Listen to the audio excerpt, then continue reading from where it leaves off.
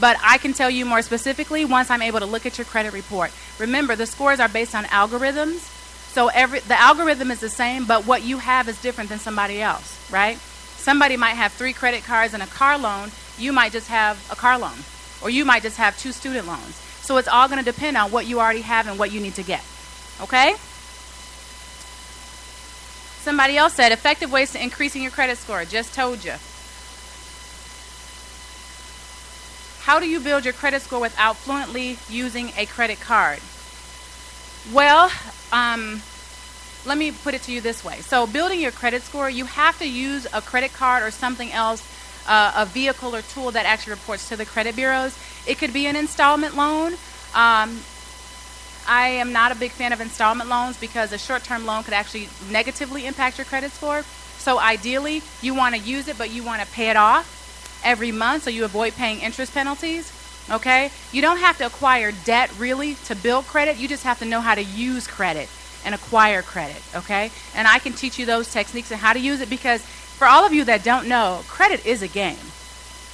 You do know that.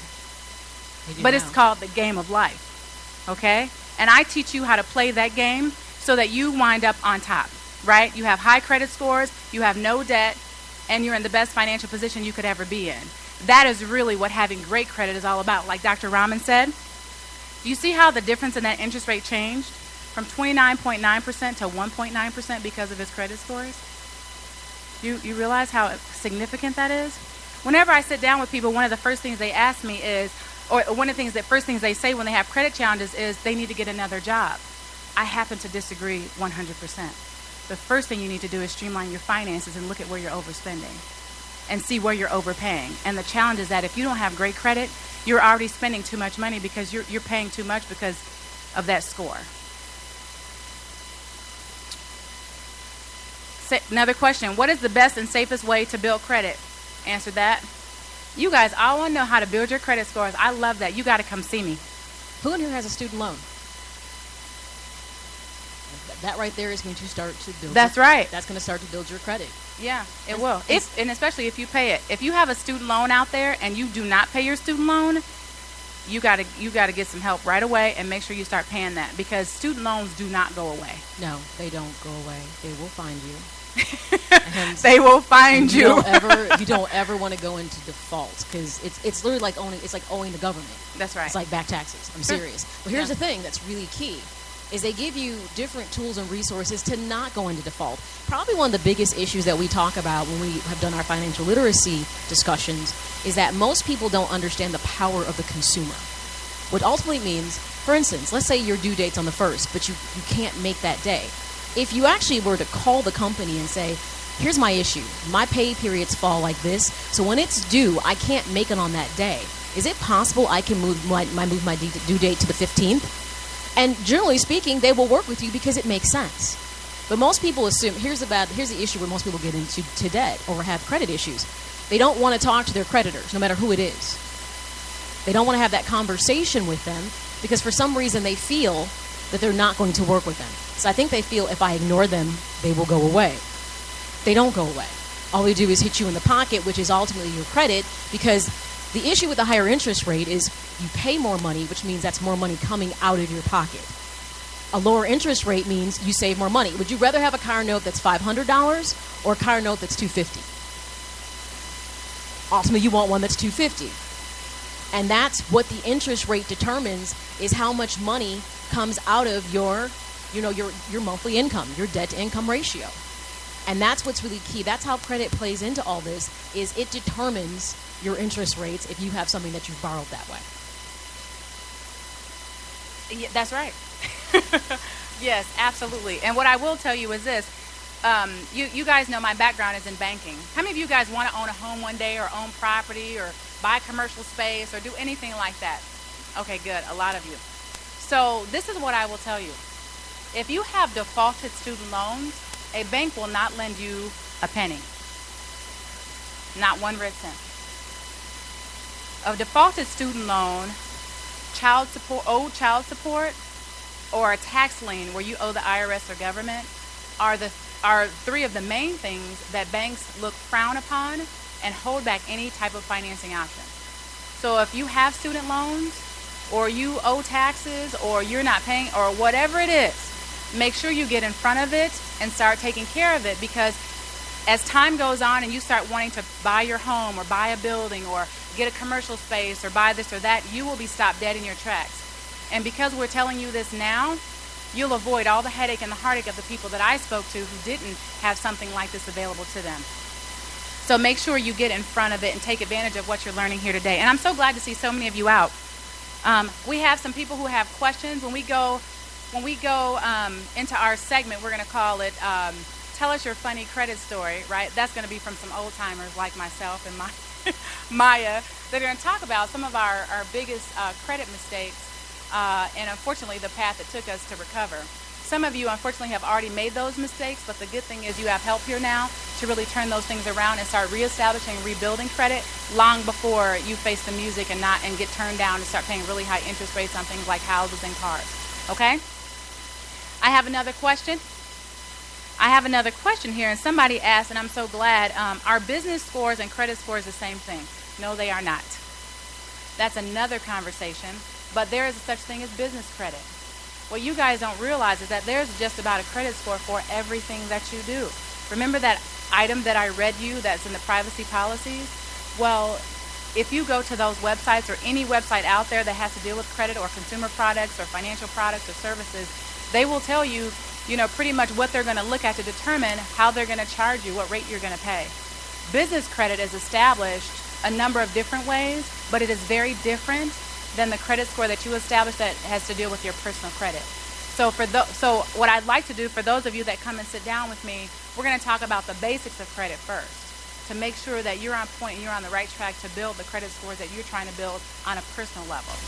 Once we get your money in check and we figure out how to balance your budget and make everything the way it needs to be to put you in a good, a peace of mind kind of place, then we can tackle some other things, and I can help you to continue to develop and establish goals so that you can purchase property or whatever you want to do down the line, okay? But initially, we want to get a handle on those budgets, get a handle on the credit report and the credit issues, and start helping you to address some of those before you get too much time passes. Any more questions on that? Do we have any more questions? Let me see here. What are the safest ways to build credit?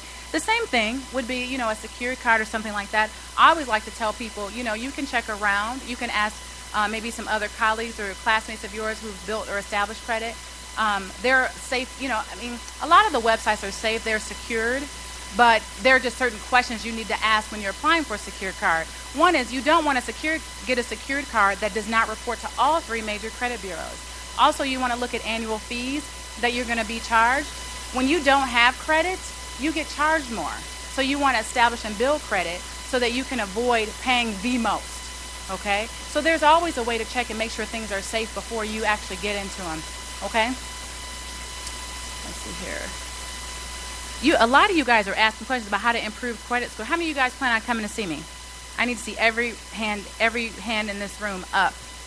Okay, good. She got 2 hands. I like that. So I appreciate that. And those people, make sure you take one of my cards, you email me, let me know the 2 best days of the week that work for you, and then we'll set up something to start your coaching sessions, okay? Maya, did you have something you wanted to ask or say, or you want to start going into our stories? Before we take another break, we got a couple more minutes. Stories. Yeah. I always feel kind of guilty about, credit-wise. Who wants to talk about it first? She's like, I can wait. No, she can't. No, she She's can't. like, nope, you're being pulled in. You're being pulled in to tell your story. The vice president mentioned credit. They talked a lot about credit and getting a job, but one of the bigger things that you probably face first is credit and getting an apartment. Because after the housing crash, even apartment, people were like, yeah, we're checking your credit. And when I first moved to Chicago, I got into an apartment that was more expensive than I wanted. So I moved and subletted my apartment. The guy that I rented it to made $5,000 a month, but he couldn't get approved for anything because he had owned property and all these other things that kind of crashed him. Because I moved here in 2009, so this is when things were still hot as far as if you got caught up in the financial crash. And he had to pay me cash every month because he couldn't get an apartment, and he made plenty of money. So even if you think I make money, I'm fine, apartment renters are still cracking down on that. So I just wanted to share that little bit of tidbit, because you're more likely to look for an apartment before you get your first job again after college. So that's important to know, especially if you you can't stay in your roommate anymore. You want to move out. All right, so I'll tell you a credit story that happened back in, this was 1989 actually, all right? So there was this 18-year-old guy who was kind of a knucklehead and didn't understand the whole credit thing very well yet. And I am almost ashamed, embarrassed, but I will share this story because this is a true story. I got a credit card based on the fact that I was at a St. Louis Cardinals baseball game, and they were actually handing out free T-shirts if you signed up for a credit card. Had a nice little St. Louis Cardinals logo on there, and here I am, 18, think I know everything. So I'm like, oh yeah, new T-shirt. I mean, who doesn't want a new T-shirt, right? Whether you like the Cardinals or not, I get it. A lot of Cubs fans, White Sox fans here. However, so I get this T-shirt. Great. I also get this credit card, right? So here is this piece of plastic, right? Just a piece of plastic. What harm can it do? Let me tell you a little bit of what that credit card did. Because it's interesting how when you purchase things with a credit card and you swipe it through and it's very painless, as opposed to if you have to let go of that cold hard cash buying something, right? There's a different feeling there. It's a little bit easier. So here I am off of college my first year, and as most college students, I am broke and I am hungry, all right? And I was playing ball at the time, so after practice or after games, I had a little ritual of going to a sub shop to buy a meatball sub or two, whatever you don't get this size without eating a lot. So I was there, and many cases did not have cash on hand, so what did I do? My good friend, the trusty little credit card that I had, I would swipe that to buy a sandwich. Now, if you say this out loud, basically what I was doing was I was taking little bitty loans to buy a sandwich. A meatball sub, essentially. So then you can imagine at the end of the month time to pay the piper, right? As opposed to paying with cash, the actual amount of the sandwich. Here I get this credit card bill with all these line items for sandwiches. Not to mention the fact, the interest that I was being charged, right? And then, as you find out with a credit card, and now we get digital statements, which make it a little less painless, but you can literally feel the weight of the piece of mail and go, oh boy, this is not going to be good when I open this up. But that is my, and I've since rectified that and changed the purchasing behaviors. But when I think about credit cards, I think about each time you do it, it is literally taking out a little loan for whatever it is you're purchasing. And the good rule of thumb is, try to make sure that the life of that, if you're going to put it on a credit card, try to make sure that the life of whatever it is you're buying is longer than obviously the pay period. And those sandwiches didn't last very long, quite frankly, and I was paying for them many pay periods over. So that is my shameful yet true story of one of my first experiences with credit. This is Live at Truman College. Let's talk about credit. It's Money Smart Week, and we're discussing financial literacy, specifically understanding credit, sponsored by Smooth 90.5 FM HD. Stay tuned. We'll be right back.